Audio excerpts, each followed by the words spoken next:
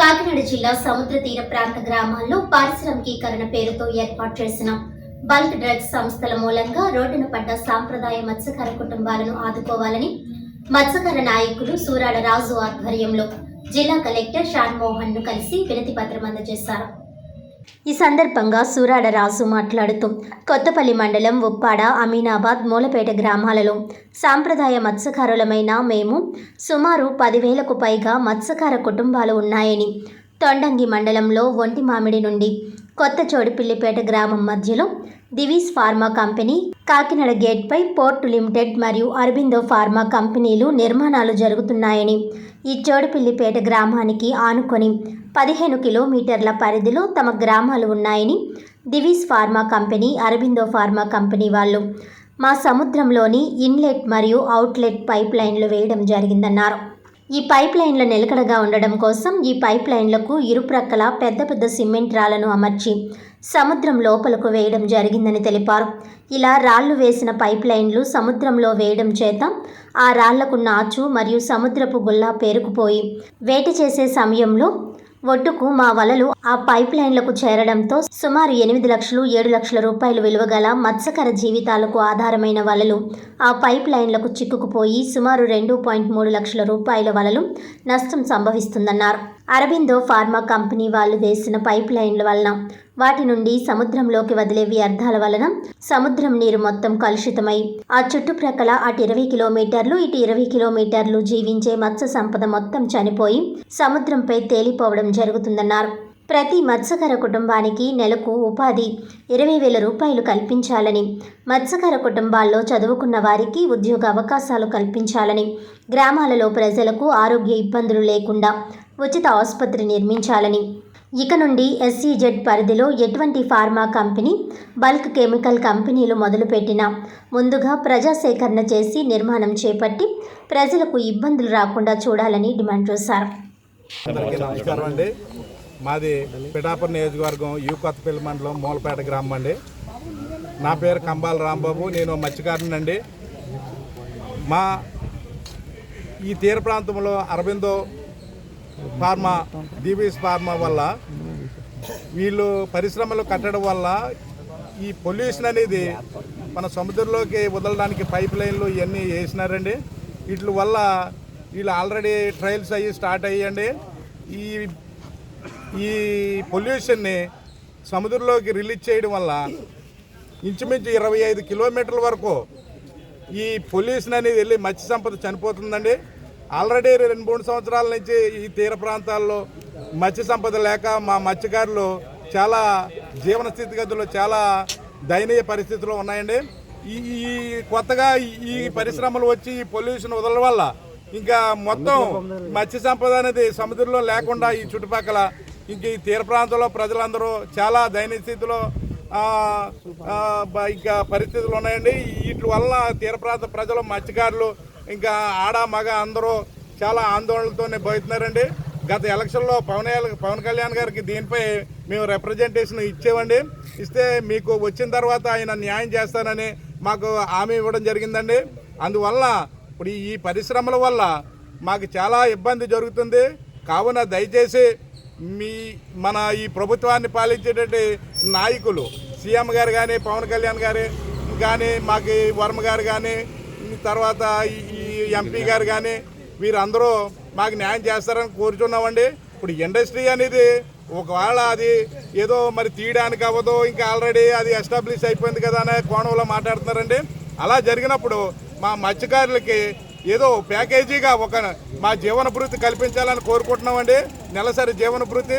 అలాగే మా పిల్లలకి ఇక్కడికి లోకల్గా స్థానికంగా ఉన్నాం కాబట్టి మా మత్స్యకార పిల్లలందరికీ ప్రాధాన్యతగా మొట్టమొదటి వరుసలో మా కుటుంబానికి ఒక ఉద్యోగం ఇవ్వాలని మేము ముఖ్యంగా డిమాండ్ చేస్తున్నామండి. అలాగే మా పిల్లలకి ఈ వైద్య సదుపాయాలు కల్పించాలని, మెరుగైన విద్యా సౌకర్యాలు కల్పించాలని మత్స్యకారుల తరపున అమీనాబాద్, మూలపేట, ఉప్పాడ గ్రామాలు, కోన్పాపేట గ్రామాల తరపున మా మత్స్యకారుల తరపున తీవ్రంగా డిమాండ్ చేస్తున్నామండి. దయచేసి ఈ మా ఏలిన అధికారులు కంపెనీ వారితో మాట్లాడి మమ్మల్ని, మా జీవితాలని బాగు చేస్తారని మీ ద్వారా కోరుకుంటున్నామండి. నమస్కారం అండి. ప్రతిసారి కూడా కొత్తపల్లి మండలంలో ఉప్పాడ హార్బర్లో ఫిషింగ్ కోట్లాది సంపద కూడా అన్ని 2 మండలాల నుంచి కూడా అక్కడ క్యాచ్ చేసుకుని దిగి ఎంతో సంపద ఉందని చెప్పేసి పెరసోళ్ళు పేపర్లు రాసుకుని చేపల ఫోటోలు తీసుకెళ్ళేవారు. అలాంటిది ఈ 3 సంవత్సరాల నుంచి ఫిషింగ్కి వెళ్తే ఆయిల్ అప్పు అయిపోతాను ఉద్దేశంతో ఫిషింగ్కి వెళ్ళినా ఆయిల్ అప్పు అయిపోతున్నాం, చేపలు పడట్లేదు, చాలా ఇబ్బంది పడుతున్నాం. అంటే ఈ డ్రగ్స్ వలన వచ్చే వేస్ట్ కెమికల్ వాటర్ అంతా కూడా నైట్ టైంలో వదిలేస్తున్నారు కనుకే చేప సంపద అంతా ఇక్కడ లేకుండా పోయింది. చేపలు కూడా చనిపోయి పైకి తేలుతున్నాయి. అక్కడ ఎప్పుడైనా కొద్దిపాటి చేపలు పడితే చేపలు స్మెల్ వస్తున్నాయి.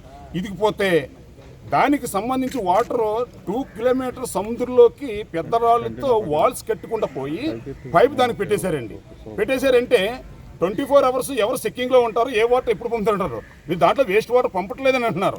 ఇది ఒకటి మాకుందండి, ఒక ఉదాహరణ ఒకటి చెప్తానండి. మాకు చేపలు పులిపిల్లి తొట్లు అంటారు సార్, వేస్ట్ అయిపోయిన చేపలు అంటే తొట్టులో వేస్తామండి. దాన్ని ఏంటంటే అది ఏం చేస్తారు, పబ్లిక్ పగలేస్తే వాసన వచ్చి ఆ పక్కిళ్ళు వాళ్ళు తిడతారని నైట్ కానీ ఏమైనా వర్షాలు వచ్చినప్పుడు కానీ ఆ వాటర్ని సముద్రంలోకి తీసుకెళ్ళేస్తూ ఉంటారండి. ఏంటి కొద్దిపాటి చిన్న స్మెల్నే. అలాంటిది వీళ్ళు ఏ టైంలో చేస్తారో ఇలా చేస్తారో అన్నది చేయబట్టే కదా అది మా జీవితాలన్నీ నాశనం అయిపోతున్నాయి సార్. అక్కడ ఏంటంటే చేపలు పడట్లేదు. 2 కిలోమీటర్ల వాళ్ళకి వల్ల అంటుకుని ఒడిసుకి ఏంటంటే ఒడిసు 50 కిలోమీటర్లు 60 కిలోమీటర్లు నడుస్తూ ఉంటుందండి. ఒకసారి ఇలా ఒడిసి నడుస్తుంది, ఒకసారి ఇలా నడుస్తూ ఉంటుంది ఒడిసి.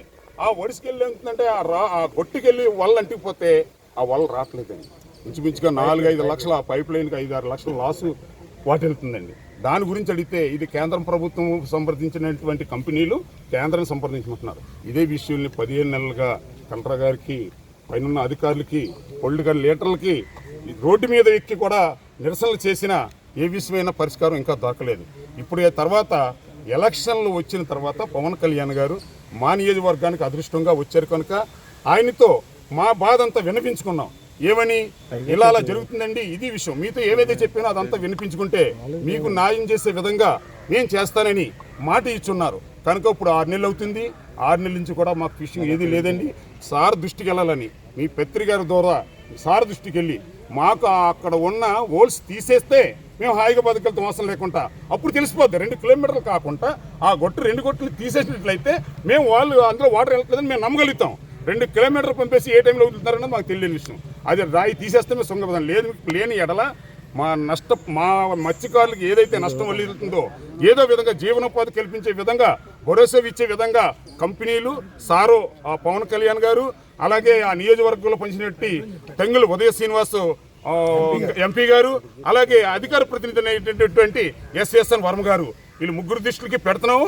ఇప్పుడు ఎవరో మన కలెక్టర్ గారు కూడా విజ్ఞప్తి చేస్తాం. ఇది కానీ చేయకపోతే ఇక ముందుకి బ్రతికే దిక్కు లేకపోతే పబ్లిక్ మాత్రం రోడ్డు మీదకి వచ్చేసే విధంగా ఉన్నారు. ఇప్పటికే మేము కమిటీలు అన్నీ వేసి మా యొక్క కమిటీలు మా పెద్దరికాన్ని గౌరవించి ఏవి నిరసనలు చేయకుండా నిరసనలు తగ్గమనగానే తగ్గి రిప్రజెంటేషన్ వరకు మేము పరిమితం అయిపోయాం. ఈ రిప్రజెంటేషన్లో పరిమితం అవ్వకుండా పైన వాళ్ళు చెప్పాను కదా ఇప్పుడు అధికారులు ఏమిటి మన పవన్ కళ్యాణ్ గారు అవ్వచ్చు, ఉదయ శ్రీనివాసరావు గారు అవ్వచ్చు, ఎస్ఎస్ఎన్ వర్మ గారు అవ్వచ్చు, దీని పట్ల సీఎం దృష్టికి తీసుకెళ్లి కేంద్రం దృష్టికి తీసుకెళ్లి మా మత్స్యకారులను నాశనం చేయవలసిందిగా కోరుచున్నానండి. వార్తలను ముఖ్యాంశాలు మరోసారి.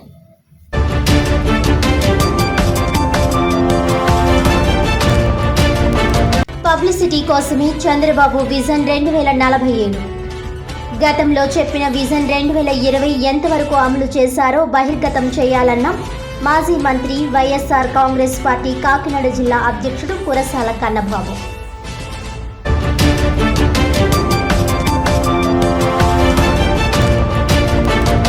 కడపలో సాక్షి రిపోర్టర్పై జరిగిన దాడిని ఖండించిన జగ్గంపేట ప్రెస్ క్లబ్ సభ్యులు. జర్నలిస్టులపై దాడులకు పాల్పడిన వారిపై కఠిన చర్యలు తీసుకోవాలంటూ ర్యాలీ నిర్వహించిన జర్నలిస్టులు.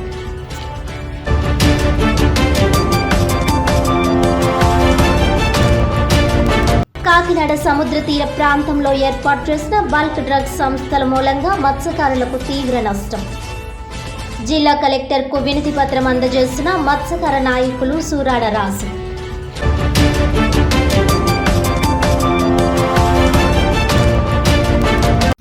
ఈనాటి వార్తలు ఇంతటితో సమాప్తం. తిరిగి వచ్చే బులెటిన్లో మళ్ళీ కలుద్దాం. అంతవరకు సెలవు. నమస్కారం.